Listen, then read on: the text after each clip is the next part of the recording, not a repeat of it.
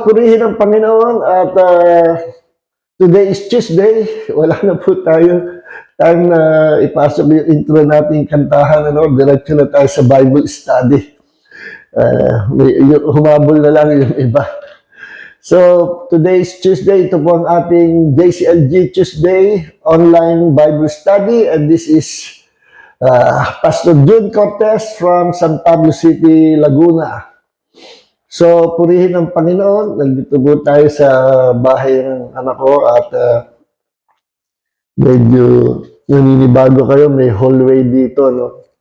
Parang kulang na lang. Parang may lalabas na babaeng nakaputi doon sa pintuan na yun. Wala pong ghost dito. Yes, takot ang multo sa amin. So, purihin ang Panginoon. Tuloy po tayo. Diretso po tayo sa Bible study. Kahit ilan muna tayo. Mamaya dadami rin.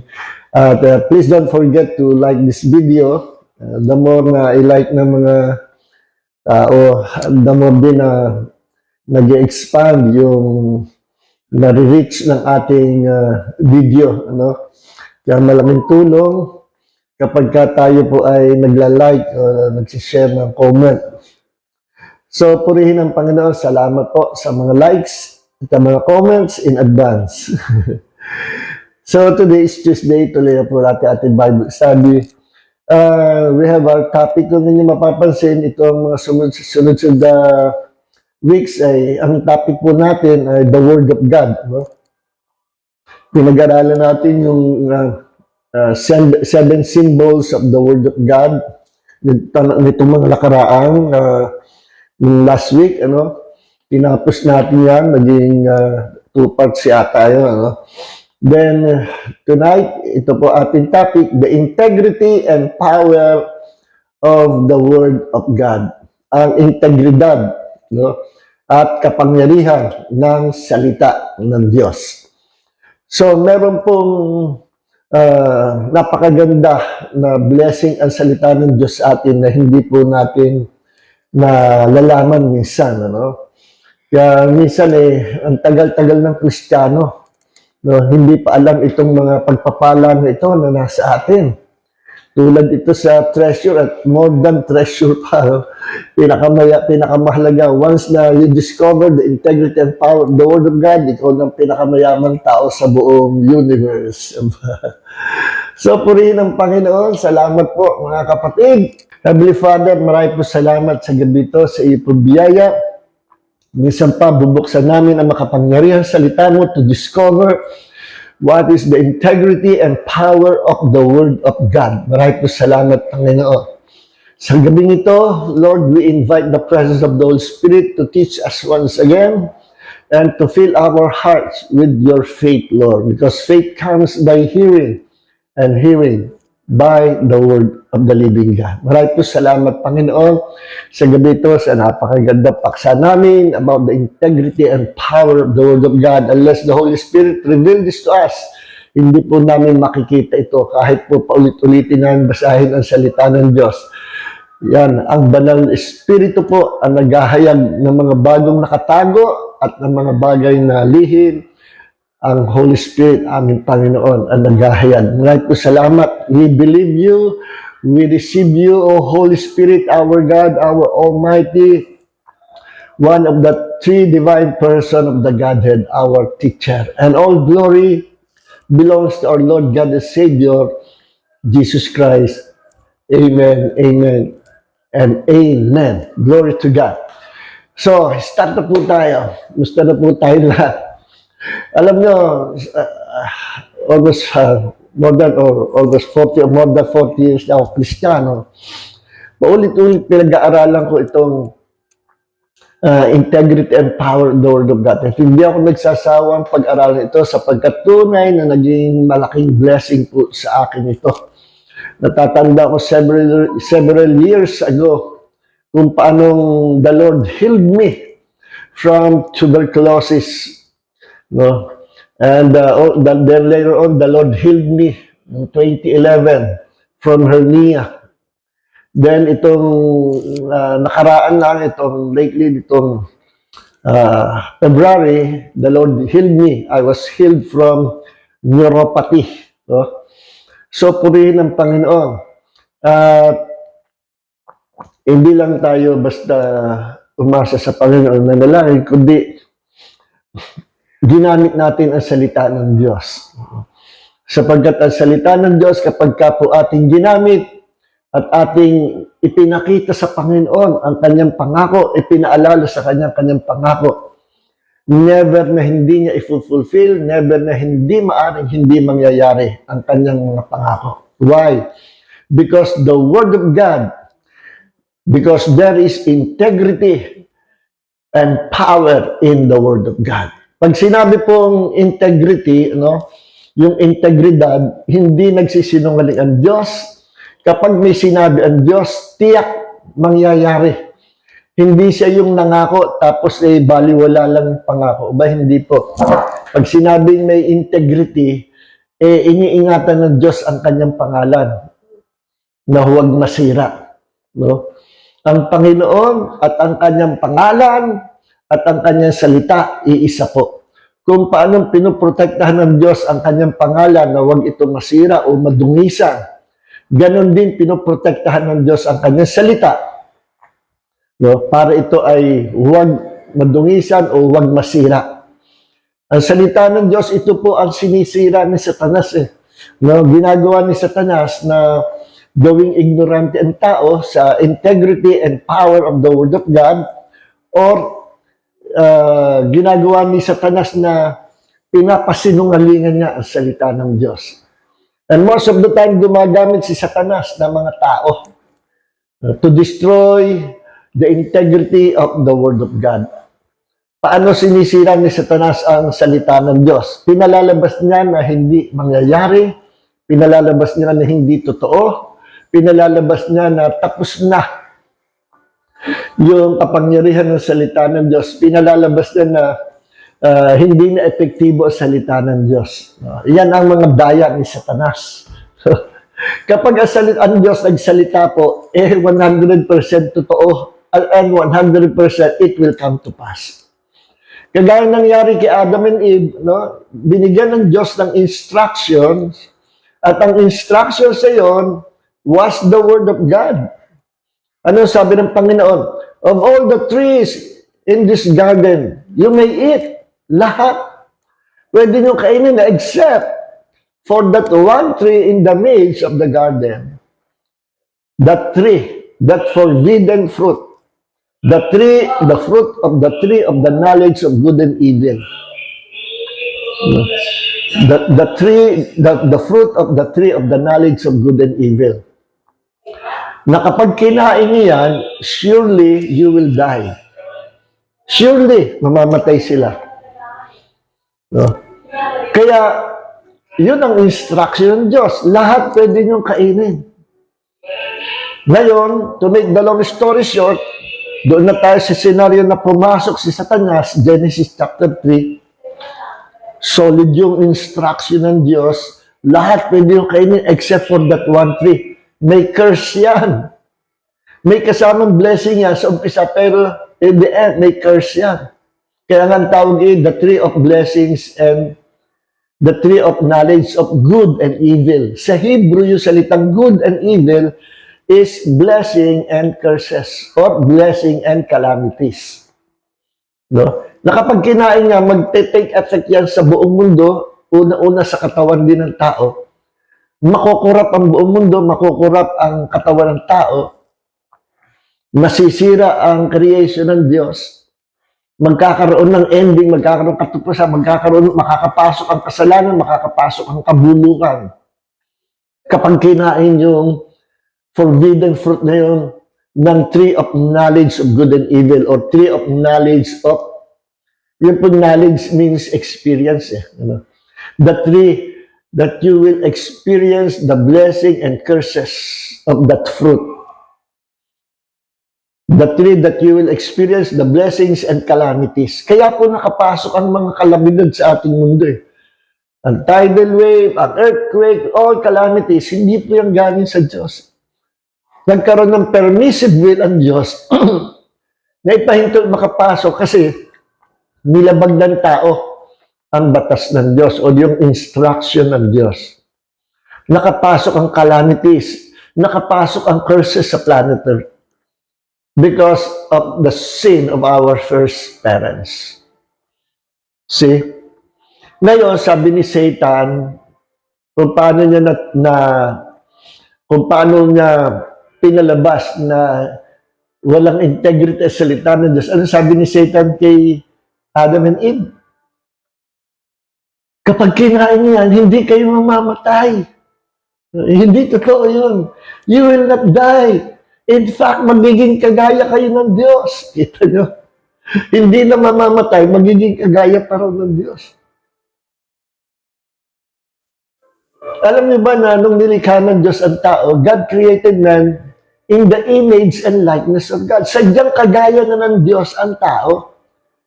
We, human being, we, all mankind, we are not God. Huwag hindi niyo ako maintindihan, ha? We are not God. But we were created in the image and likeness of God. Kagaya tayo ng Diyos, kawig tayo ng Diyos. Lagi ko sinasabi, imagine sa lahat ng animals, maghanap ka ng merong creative ability. Humanap ka sa mga animals na merong artistic talent. Humanap ka sa mga animals na merong kakayanan na gumawa ng computer, robot, o at ano man, at tumuklas ng mga DNA at na medical science at lahat ng discovery, humanap ka sa mga animals. Wala. Bakit? Because man was created in the image and likeness of God. We are not animal. We are human beings. Mali po yung salita na natutunan natin sa school. We are the highest form of animal. Hindi po tayo animal. Lagi ko napapakinggan sa isang vlogger. We're the highest form of animal. Bro, hindi tayo animals. We are human beings. When God created our first parents, Adam and Eve, nilikha niya galing sa alabok ang materyales ng katawan.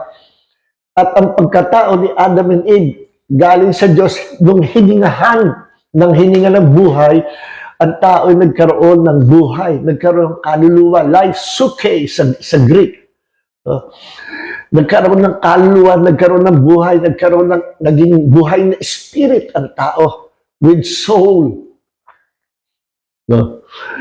Kaya ang tao, we are spirit, we have soul, and we live in this physical body. We are not animals. Okay.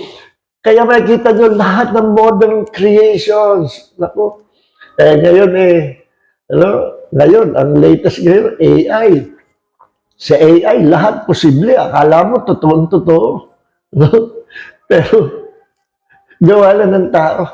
Yung technology ng tao, science, iba pa ay talagang, nag-increase na sa knowledge. So, yan ang tao. Kaya yan ang nakikita natin nagpapatuloy ngayon sa mundo. Na ang tao ay kagaya ng Diyos na malilikha rin. Yes. So, yun ang isa sa nakuha natin. Ulitin ko, we are not God, ha? Huwag ako hindi maintindihan. We are not God, but we were created in the image and likeness of God. Genesis chapter 1, verse 26 and 27. Okay. So, anong ginawa ni Satanas? Sinira niya integrity ng salita ng Diyos. Pinalabas niya na sinungaling ang Diyos. Kapag kinain niya ang bunga na yan, hindi kayo mamamatay. Pinalabas niya sinungaling ang Diyos. Una nga, pinalalabas niya, madamot ang Diyos eh. Approach niya kay Eve Sabi niya, totoo ba na pinagbawalan kayo ng Diyos na kumain ng lahat ng bunga sa gitna ng halamanan na ito? Pinalalabas niya na madamot ang Diyos.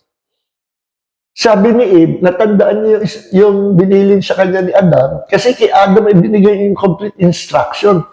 Tapos nirelay na lang niya kay Eve. Sabi ni Eve, hindi, lahat daw pwede namin kainin. No? Maliban dyan sa bunga na yan, na pinagbabawal ng Diyos, wag daw namin kakainin yan. Nihihipuin. Naku, may dagdag pa yung memory verse. Wala naman sinabing Diyos na bawal hipuin. Sabi, bawal lang kainin.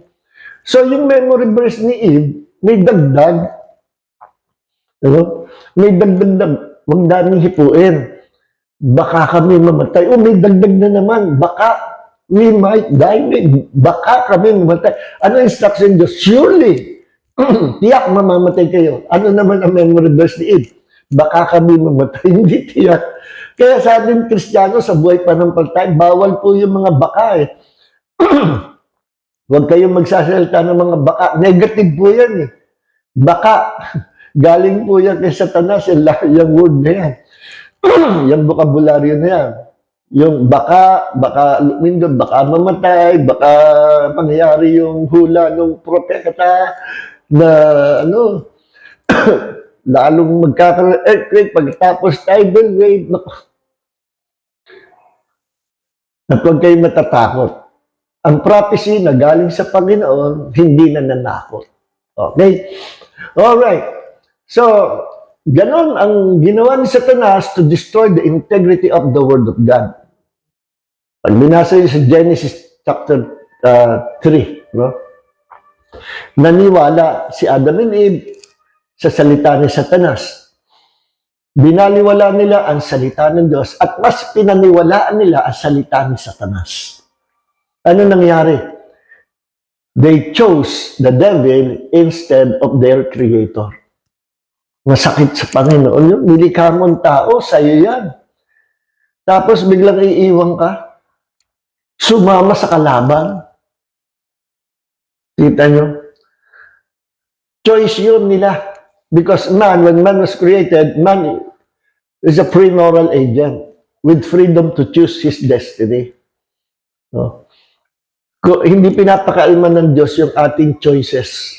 Kung ano yung choice natin, choice mo na ikaw ay sumama sa Diyos, God will receive you. God will bless you. Choice mo, sumama ka kay Satanas, hindi ka pipigilan ng Diyos. May power yung choices natin, baka hindi nyo alam. Kasi kung ano yung pinaniniwalaan mo, yun ang pipiliin mo. Kaya kung choice mo na maghirap ka talaga. Kung choice mo na maniwala ka na ikaw ay magkakasakit lagi, magkakasakit ka lagi. Kung choice mo na nagkakahirap-hirap ang buhay mo, magkakahirap-hirap ka lagi. Pero kung choice mo to believe the promises of God that God will bless you exceedingly abundantly more than we can imagine, pag pinaniwalaan mo yan, yan ang choice mo to believe the promise of God, and God will bless you, and the promise of God will be fulfilled sa buhay mo. Okay, so that's the integrity of the Word of God. Si Satanas ang tagasira ng integrity sa salita ng Diyos. Kita nyo, sa modern times natin yun, paano sinisira ni Satanas ang salita ng Diyos? Through doctrines. And the devil is using Christians from another denominations. Mga kapatid natin sa Panginoon. Yung pong theology or doctrine ng cessationism, ano yung cessationism? Na ang Diyos tapos na sa paggawa ng himala. Na ang Diyos tapos na sa pagbibigay ng mga kaloob, gifts of God or gifts of the Holy Spirit. Na ang Diyos tapos na sa pagpapagaling. Huminto na ang manifestation ng power of the Holy Spirit. Yan ang doctrine ng cessationism. I tell you, mga cessationist brethren, God knows I love you. I love you all. I love you 3 times a day. Yes, I love all cessationists. Pero I reject that doctrine of cessationism. Why? It's from the devil. Bakit galing sa diablo? Sinisira ni Satanas ang integrity ng katotohanan na sinasabi ng salita ng Diyos. Imagine, kabaligtaran ng katotohanan. Ano sabi ng salita ng Panginoon? Punta tayo sa gifts, Ito, lagi ko sinasabi sa church namin to be aware. Ano sabi ng cessationism? Tapos na ang pagbibigay ng Diyos o ng Holy Spirit ng gifts. Ano sabi ng Biblia? Romans 11:29, for the gifts and the calling of God are irrevocable. Hindi nagbabago ang pagbibigay ng Diyos ng mga gifts at hindi rin nagbabago ang pagtawag ng Diyos sa mga tao sa ikaliligtas. Pag ng tao ay naligtas, ang susunod na calling ng tao, yung calling, yung assignment niya. Doon siya bibigyan ng anointing. Ano yung calling na susunod after being saved? Calling for ministration. Whether kung ikaw ay choice ng Diyos na maging pastor, apostle, prophet, evangelist, pastor, teacher, yun yung second calling. After being saved, merong another calling. Magtatrabaho ka naman for the glory of the name of Jesus. Under fivefold ministry gifts, or kung ang choice ng Diyos, gawin kang apostle, or prophet, evangelist, pastor, teacher, bahalang Panginoon. Siya ang pipili kung anong bagay sa iyo. But when it comes to salvation, hindi po namimili ang Diyos. Everyone, everybody, lahat invited ng Diyos to be saved. 1 Timothy chapter 2 verse 4, because God desired that all people be saved. See? Gusto ng Diyos lahat maligtas. Ngayon, Romans 11:29, nagpapatuloy ang gifts, tsaka ang calling. But inalis mo yung gifts. Tapos ngayon, naniniwala ka ang Diyos na tumatawag pa na maliligtas. Pero ba't ayaw paniwala yung gifts? Kambal yan, gifts and calling.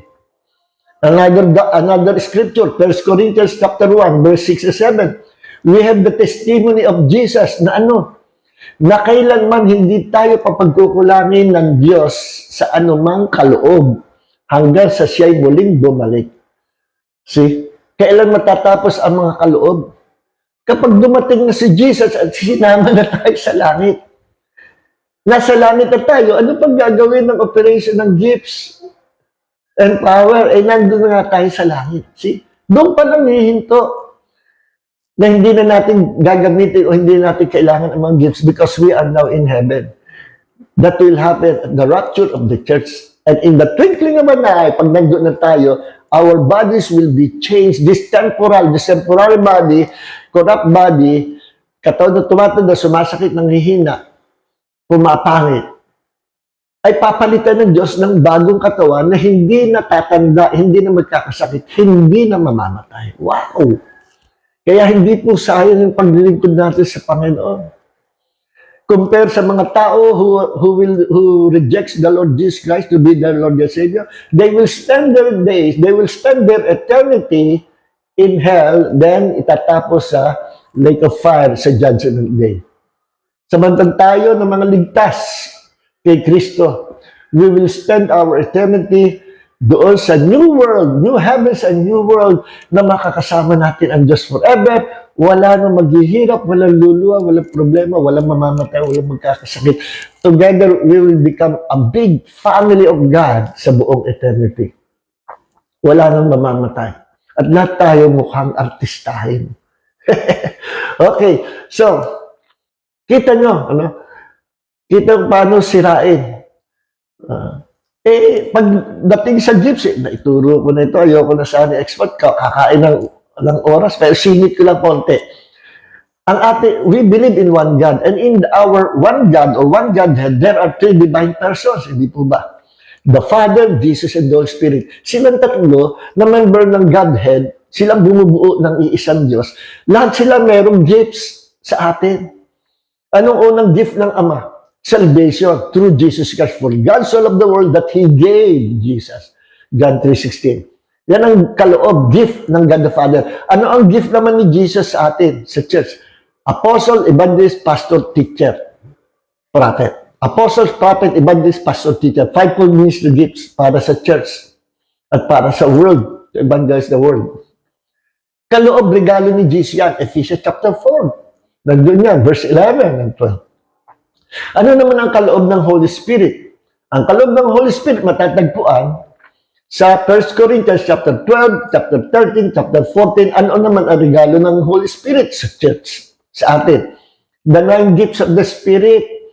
Ano yun? Speaking in tongues, interpretation of tongues, prophecy, word of knowledge, word of wisdom, discerning of the Spirit, gift of faith, gifts of healing, workings of miracles. Those are the gifts of the Holy Spirit. Kaya mapapansin nyo, ang Ama may regalo, si Jesus may regalo, ang Holy Spirit may regalo. Pag pinagsama-sama, yung sinasabi sa 1 Corinthians chapter 1, verse 6 and 7 na meron tayong patotoo o pangako ni Jesus, testimony, promise ni Jesus na hindi tayo papagkukulangin sa anumang gift ng Diyos hanggang sa muling bumalik ang Panginoon, hanggang sa siya muling mahaya. Ano yung gift niya? Those are the gifts. Sa anumang gift, hindi tayo magkukulang. Eh, anong tinuturo si cessationism? Tapos na yung gifts of the Spirit. Tapos na rin yung fivefold ministry gift. Ang natitira na lang, evangelist, pastor, at teacher. Tapos na ang apostles and prophet. Eh, hindi naman nila masabi. Tapos na rin yung kaloob ng Ama. Ano yung salvation? Ba, merong another doctrine na hindi rin galing sa Diyos. Ano? Ang teaching sa salvation. Na hindi lahat ay ginusto ng Diyos na maligtas. Na ang Diyos namili lang, even from the beginning of time, even from the creation, or from the creation of the foundation of the world, mula pa sa pagkalika sa foundation ng daigdig, namili na ang Diyos ng kanyang gustong iligtas. Kaya kung hindi ka napili, sorry na lang sa'yo. Namimili daw ang Diyos. That's another doctrine. That's not from God. Sinira ang salvation ay kaloob ng Diyos sa lahat ng tao. And it's up to you if you will reject that gift, it's up to you. Pero yan ay para sa lahat ng tao. Ang tumanggap dyan, siyang maliligtas.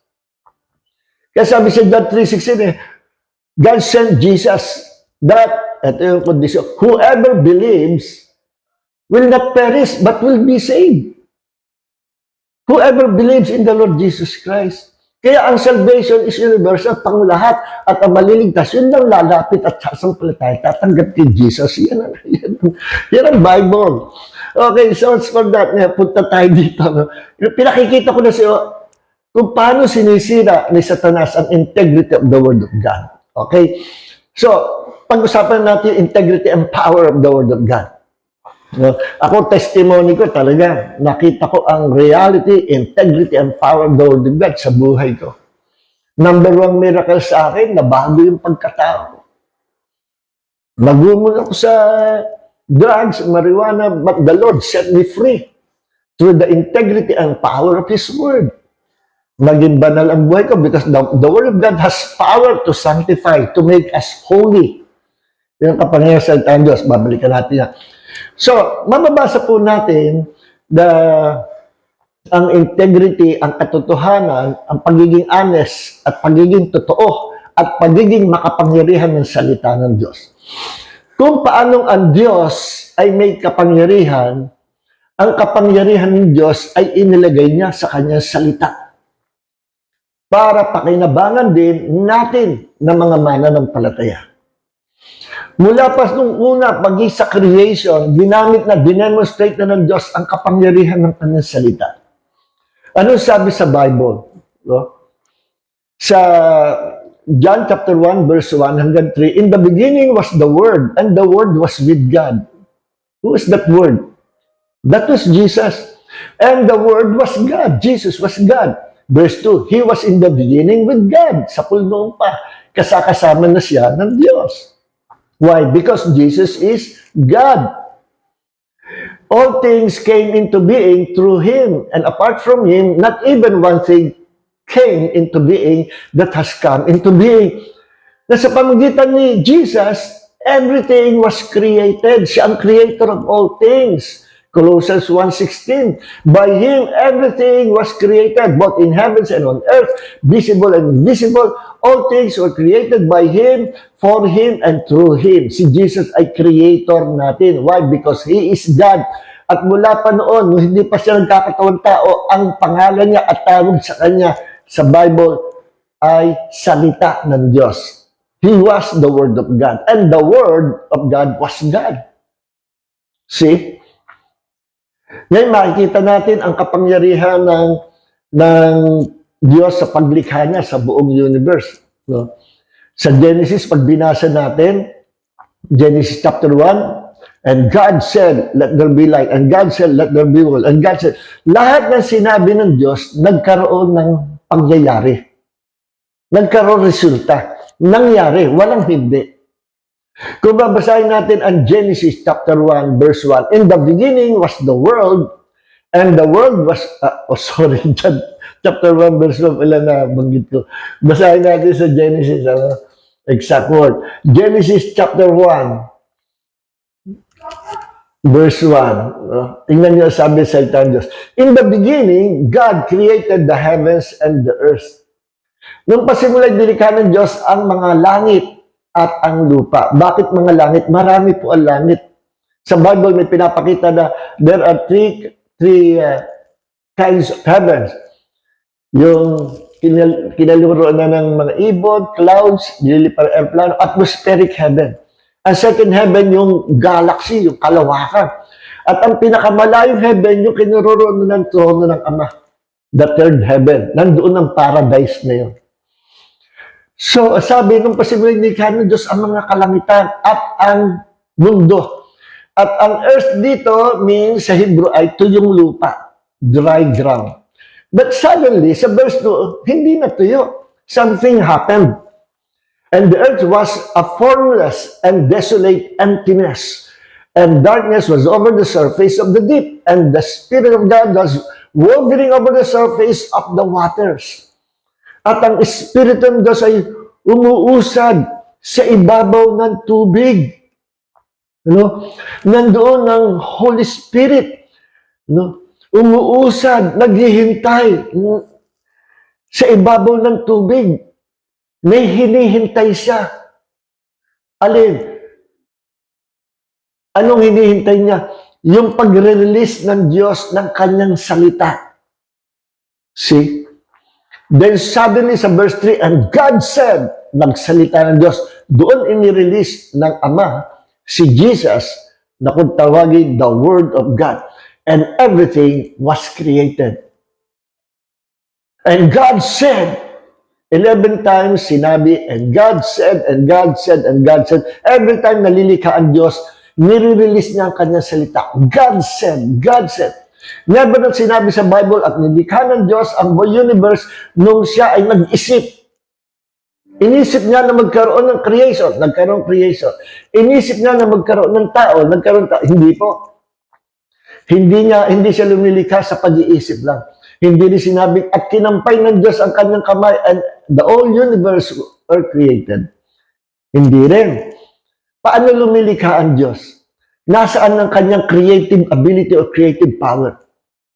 Ang sagot, nasa kanyang salita. The power is in His Word na nire-release ng Diyos. Every time God wants to release His power, He will use words. He will confess. He will declare. Kung ano yung gusto niya mangyari, He will declare it. And because there is integrity and power in the Word of God, everything He declared coming to being. Nangyari. Yes. Yes. Okay. Because there's integrity in the Word of God. So, balikan natin yung ating outline. Okay. So, paano nilikha ang Diyos ang buong universe? By using His words. Okay? Yun ang tatandaan niya, ha? By using His words. Ngayon, medyo advanced naman ito, sasabihin ko ito, pero babanggitin ko na rin ngayon. Ano? May sinabi si Jesus No? Basahin po natin. Puntahan natin ang Mark 11. Mark 11, hindi sana kasali ito, pero isasali ko na rin. Mark 11:22. Basahin natin sa New King James Version. Alam nyo, ang favorite version of Bible, English Bible translation is, I believe, one of the most accurate translation is the NASB, o NASB. No? Second, ang paborito ko ay New King James Version. Okay?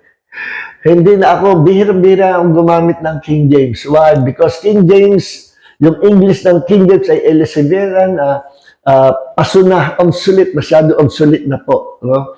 At pinalitan na nga yan ng New King James Version.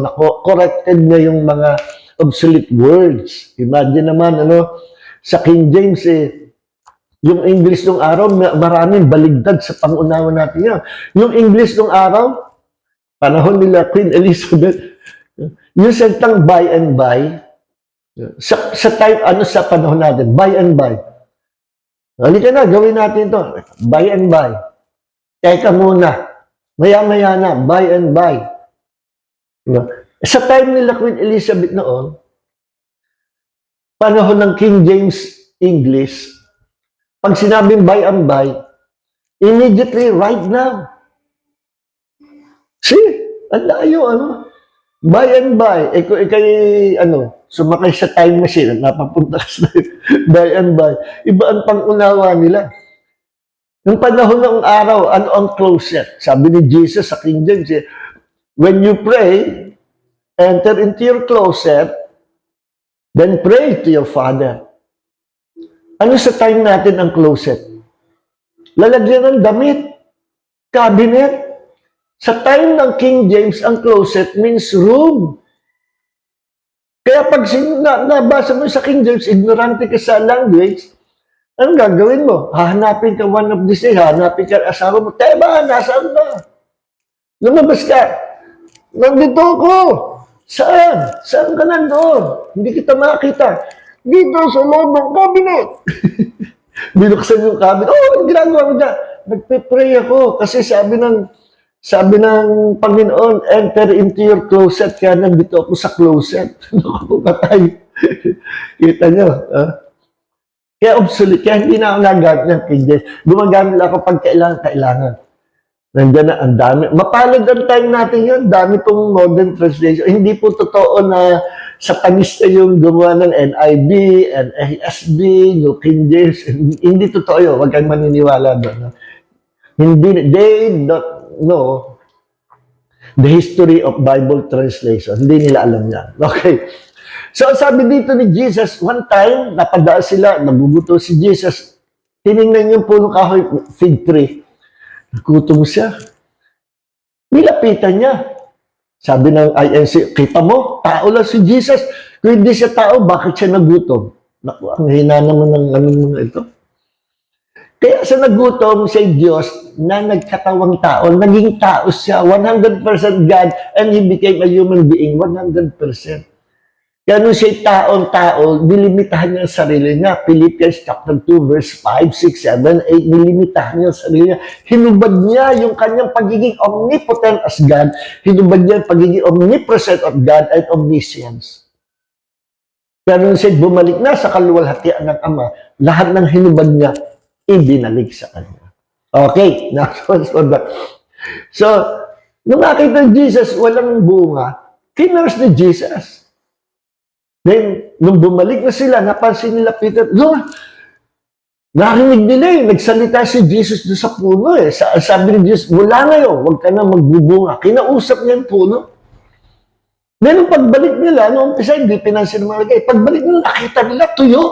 Natuyot yung puno kahoy mula sa ugat. Lord, yung puno na kinars mo, tuyo na. Paano nangyari yun? Sabi ni Jesus sa Mark 11:22, have faith in God. Magkaroon kayo ng pananampalataya sa Diyos. Pero alam niyo po ba sa Greek translation, hindi po have faith in God. Ang dami sumablay na translation dyan.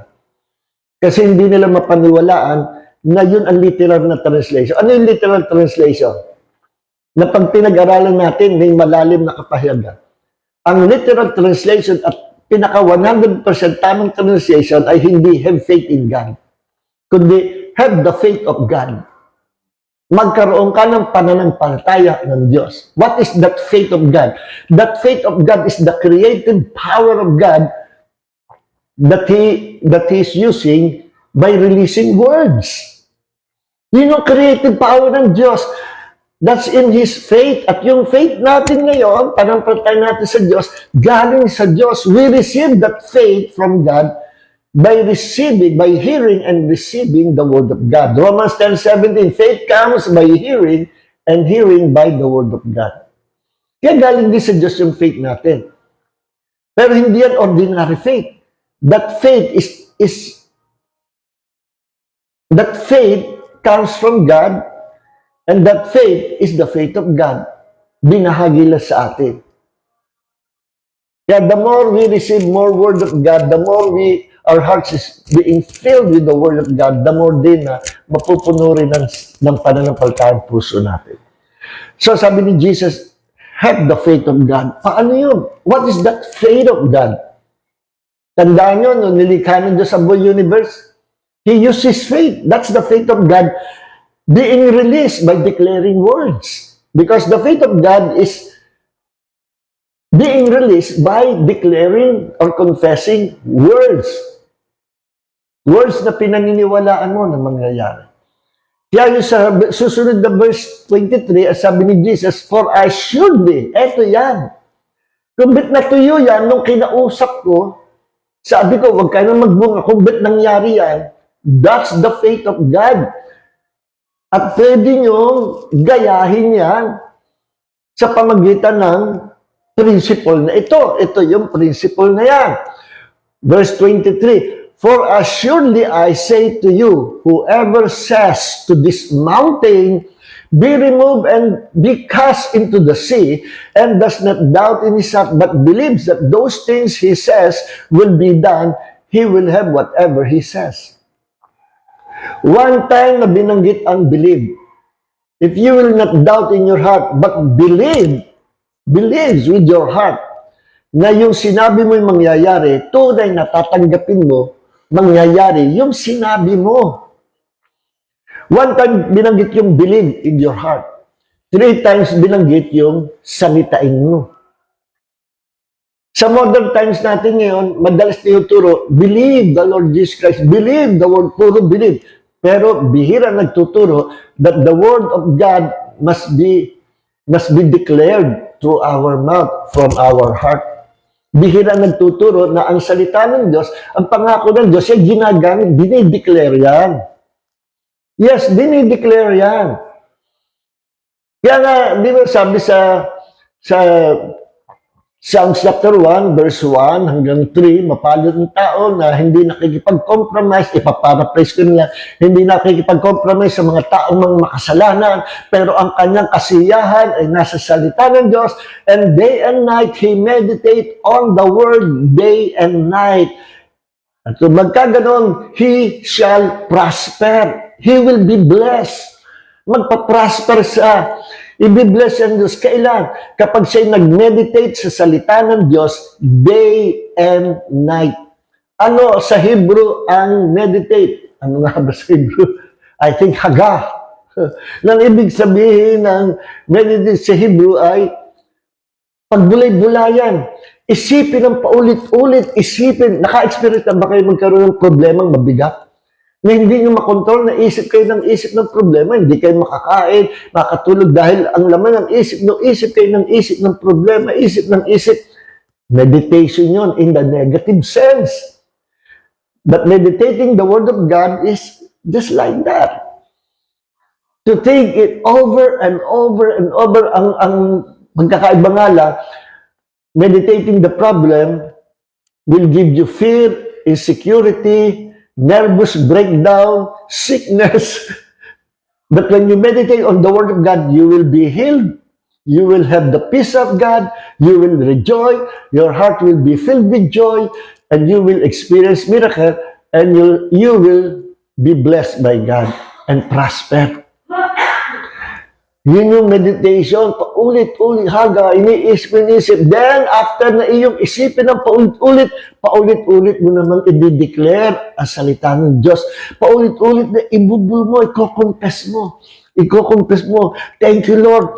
Thank you, Lord, for healing me from this sickness and disease. By your stripes, I am healed. Lord, thank you. Yan yung ginagawa ko noon.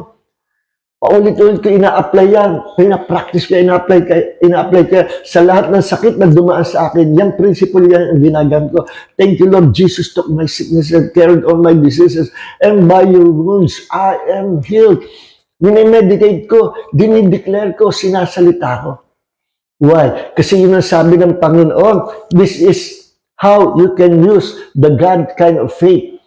Na ang sino man magsabi kung ano yung gusto mong sabihin, na gusto mong mangyari, at hindi mo pinag-alilanganan sa iyong puso, kundi sumampalataya ka sa iyong puso, na mangyayari yung sinalita mo, ay tunay na tatanggapin mo ang anumang bagay na sinalita mo. You shall have whatever you says. Yan sabi sa verse 23. Kita nyo, kung paano nag-ooperate tayo sa panampalataya. We when we meditate on the Word of God, then we will declare it, we will confess it. Anong kalagayan ng meditating the Word of God? It builds up faith. Nakaka-build up ng faith. The more you think over and over the Word of God, think it over and over, sinasapa mo. Kumbaga sa pagkain, sinasapa mo, minunguya mo. Ang example ng meditation ay kumuha ka ng araw, chewing gum. Sa Singapore, bawal ang chewing gum. Bibili ka ng araw na usin juicy fruit, kahit sasapahin mo. Iluluwa mo lang yun pag wala na yung lasa.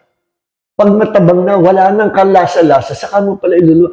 Pero ilang minuto, ilang beses mong inumiya, paulit-ulit, sinasapa, nilalasa. That is how you meditate the Word of God. Lalasahan mo ang salita ng Diyos. Then kapag nabibuild up na yung faith sa iyo, try to apply it, try to confess it, say it with your mouth, coming from your heart. Declare the promises of God. And I tell you, you will experience the integrity and power of the Word of God. Yes. Totoo po yan. Okay. So, tama na yan. Sinigit ko lang yun. Bakit may ganong kakayahan ang tao? To believe and to declare words that what you say will come to pass.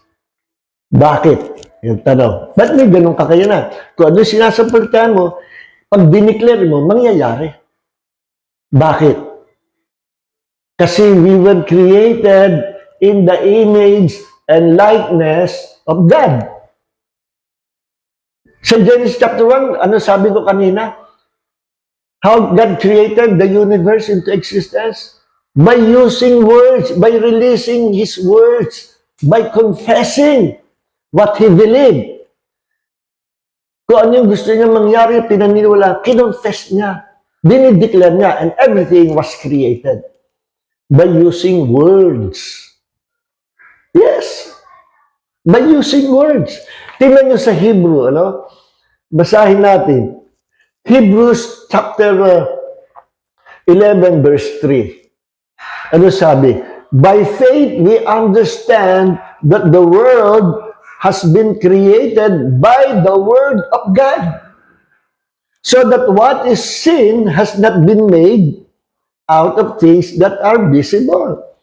Ang lahat daw ng bagay ay nalikha sa pamagitan ng salita ng Diyos. At lahat ng bagay na nalikha nagmula sa wala. Nilikha ng Diyos by declaring words. Hebrews 11:3. Tingnan natin Hebrews 11:1 verse 3 naman. And He, Jesus, is the remember, Jesus was called the Word of God sa John chapter 1, verse 1, 2, 3. Hebrews chapter 1, verse 3. And He, Jesus, is the radiance of His glory and the exact representation of His nature. And Jesus upholds all things by the word of His power.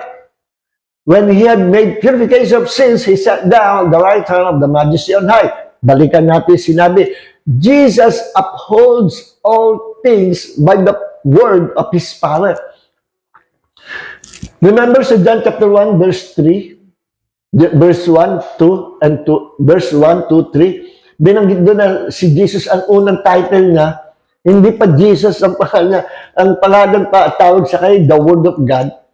Pagdating sa verse 3, and the Word created the universe. Remember? Then sa Colossians 1:16, sabi, by Him, sa pamagitan ni Jesus, everything was created, both in heavens and on earth, visible and invisible. Everything was created by the Lord Jesus Christ. Everything was created by Him, for Him, and through Him. Colossians 1:16. Siya yung manlilika. Kaya ako, sabi ko sa mga taga-INC at Jehovah's Witnesses, kung si Jesus hindi Diyos, how come? Meron siyang power to create the universe. Do you believe that man can create the universe into existence? Walang tao pwede lumikha ng universe. Only God can create the universe. Eh ano si Jesus? Siya daw yung lumikha. O kung siya lumikha, ano si Jesus? He is God. Sabi naman ng Jehovah's Witnesses, tama, siya ang lumikha, siya ay small God. Kaya nangalikha lahat ng bagay kasi binigyan siya ng Ama ng kapangyarihan to create the universe. Sagot ko naman sa kanila, ganun ba? Saan sa Bible nabasa mo yan? Saan sa Bible sinabi na at nung nilikha ni Jesus ang lahat ng bagay, kaya siya may kapangyarihan lumikha, although he's just a human being or a small God, nagkaroon siya ng kapangyarihan to create the universe kasi binigyan siya ng Ama ng kapangyarihan to create the universe. Saan yan sa Biblia? Wala silang may pakita. Pag wala kang may pakita na sinasabi mo, na pinaniniwalaan mo, hindi supported by the scriptures, anong tawag dyan? Haka-haka. Haka-haka. At napansin niyo, sabi dito, Jesus upholds all things by the word of His power. Ang buong planeta, lahat ng mga planeta, in order sa solar system, hindi nagkakabanggaan. Bakit? Jesus is upholding everything in His hand through the power of His words. Control Jesus. Kaya, pag binitawan ni Jesus, ang buong universe magsasalpukan yan. Ba't walang salpukan? He is upholding the universe by the power of His word. See? So, paano likha ang buong universe? Through the word of God. Anong turo sa atin ni Jesus? We can release the power of God by using words. Why? Sapagkat tayo Diyos? Naku po, hindi po. We are not God, uulitin ko. But, we were created in the image and likeness of God. Kaya same principle yung pinapagamit sa atin. Jesus, ang ano yun? To believe with your heart and what you believe, confess it and it will come to pass. Whatever you say shall come to pass, sabi ni Jesus. See? At ako'y naniniwala, whether it is negative or positive, everything that you will say, abangan mo yan. Whether it is negative or positive, it will come to pass. Why? Because there is power in your tongue. There is power in our mouth, in our words. Because we were created in the image and likeness of God. Hindi naman kakagayang Diyos na nilikha din ng universe eh. No, only God can create the universe. But I tell you, we can create our own world, a beautiful world, na doon tayo titira, our own world, by using words, by releasing the promises of God. And God will create a beautiful world for us, na doon tayo titira, mabubuhay tayo sa magandang personal na daigdig natin. Because there is power in our words. Tingnan nyo sa Proverbs chapter 18 verse 21. Ha? Ano sabi doon? Death and life are in the power of the tongue, and those who love it shall eat the fruit thereof. Ang buhay at kamatayan ay nasa dila daw ng tao, na ang sino man magbitiw ng salita, kakainin niya yung kanyang sinabi, meaning, you will experience what you said. Everything that you will say, time will come, you will experience it. Yes. Tingnan nyo, bigyan ko kayo ng example, ha. Hindi rin kasali ito, pero isasali ko. Sa Numbers chapter 14, verse 28, kinausap ng Panginoon, niyari si Moses. Moses, nagalit ng Panginoon. Imagine, for 40 years, itong mga Hebrew people na inilabas ng Diyos sa pagkaalipi sa Egypt, hindi marunong magpasalamat. Laging complain. Always negative words ang lumalabas sa kanilang bibig. Lagi nila sinisisi si Moses. Lagi nila sinisisi ang Diyos. Sa loob ng 40 years, yun ang attitude nila. Hindi sila marunong magpasalamat. Hindi sila marunong lumakad sa panampalataya. They always rebelled against God. They always rebelled against the leader of God, Moses. Kaya nagalit na ang Diyos. At ang sabi ng Panginoon sa Numbers chapter 14, verse 28, kasi lagi sinasabi nito mga ito, Moses, dinala ba kami dito sa ilang, sa desert, just to die in this wilderness? Ibalik mo na kami sa pinanggalingan namin, sa Egypt.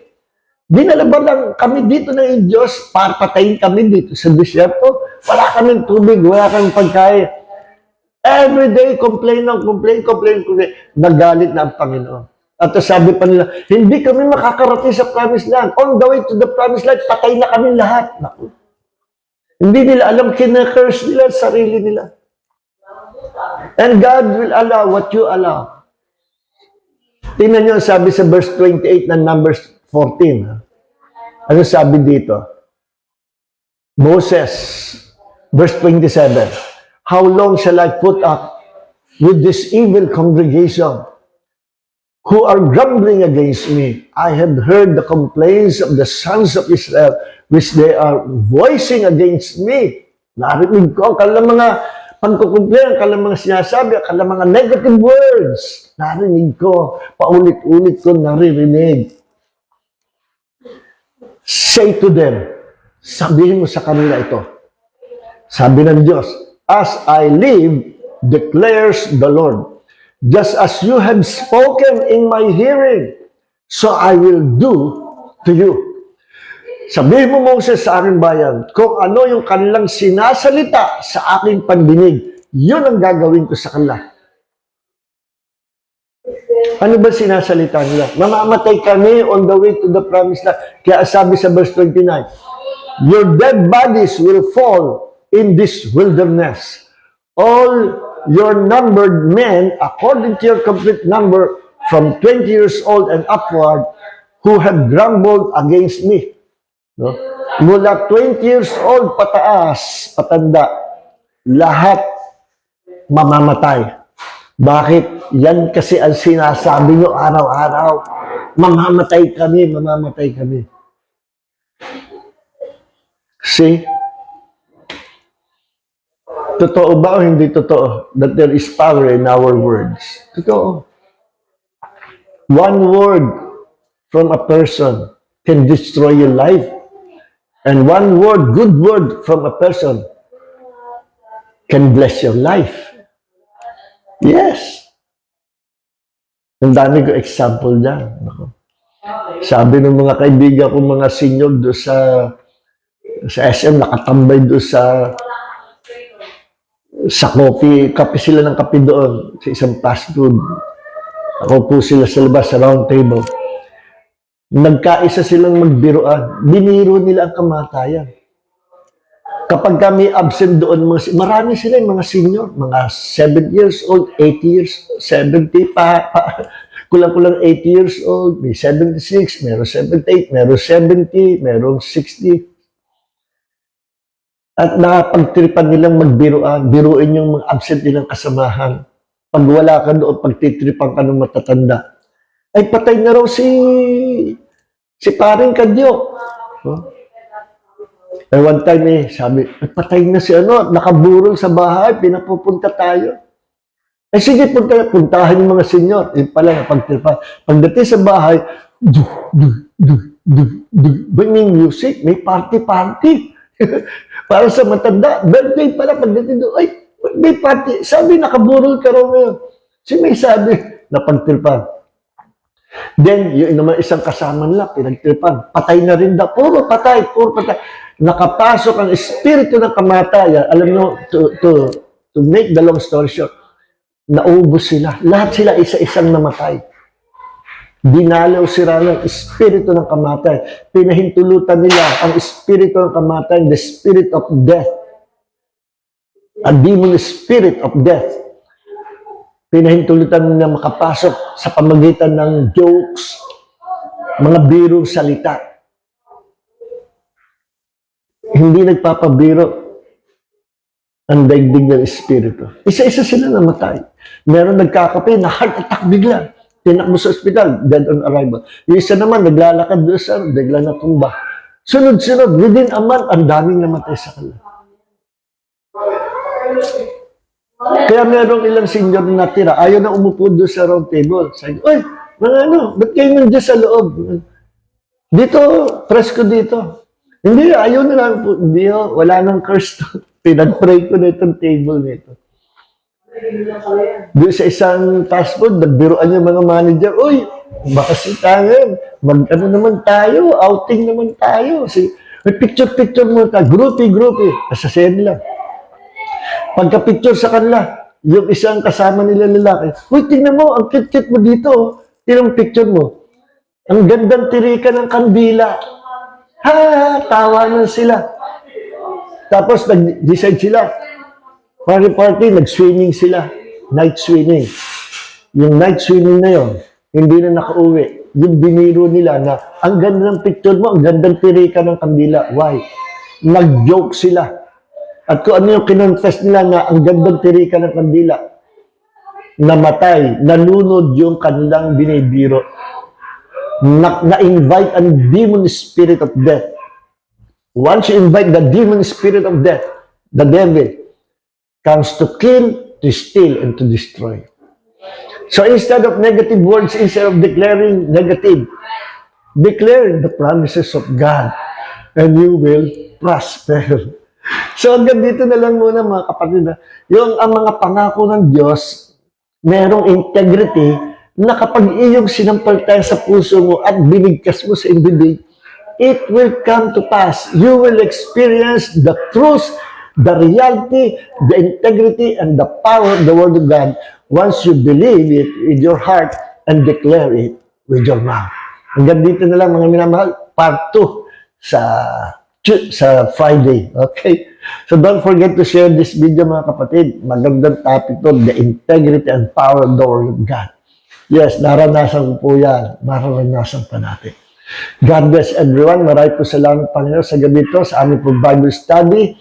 And Lord, dalangin po namin na malayo ang maabot nitong videotape nito to bring instructions, to edify your people, to comfort them, to give them knowledge and revelations about your truth. Maraming po salamat, Panginoon.